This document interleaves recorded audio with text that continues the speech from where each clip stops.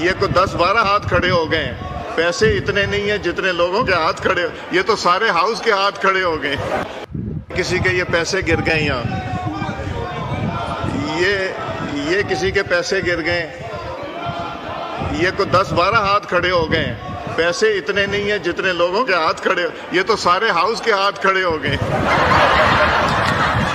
یہ thank you جو بھی مجھے دے کے گیا. کسی کے یہ پیسے گر گئے یہاں، یہ کسی کے پیسے گر گئے. یہ کو 10-12 ہاتھ کھڑے ہو گئے ہیں. پیسے اتنے نہیں ہیں جتنے لوگوں کے ہاتھ کھڑے یہ تو سارے ہاؤس کے ہاتھ کھڑے ہو گئے.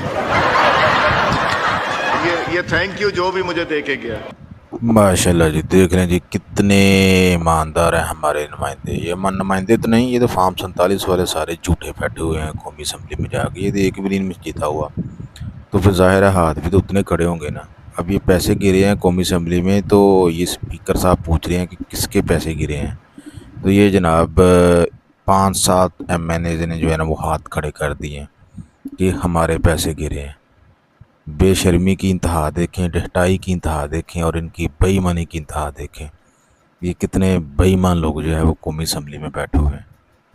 تو فارم 47 اسی چیز کا نام ہے نا، کیونکہ یہ جھوٹ کی بنیاد پہ اسمبلی میں پہنچے ہیں.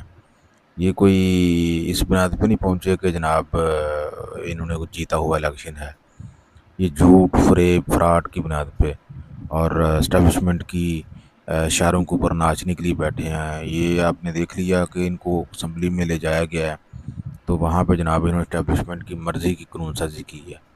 تو اگر اصلی نمائندے ہوتے تو وہ کیا اسٹیبلشمنٹ کی بات مانتے؟ کبھی بھی نہ مانتے.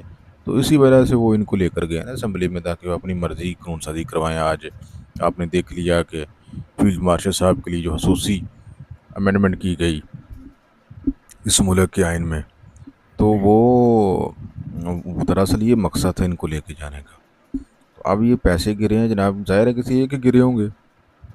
اب 5-7 کے تو نہیں گرے ہوں گے نا، یہ بھی آپ اندازہ لگائیں. تو یہ آپ دیکھیں جی کتنے لوگوں نے ہاتھ کھڑے کر دیے، کتنے مطلب یہ ایماندار لوگ ہیں جنہوں نے یہ ہاتھ کھڑے کیے ہیں.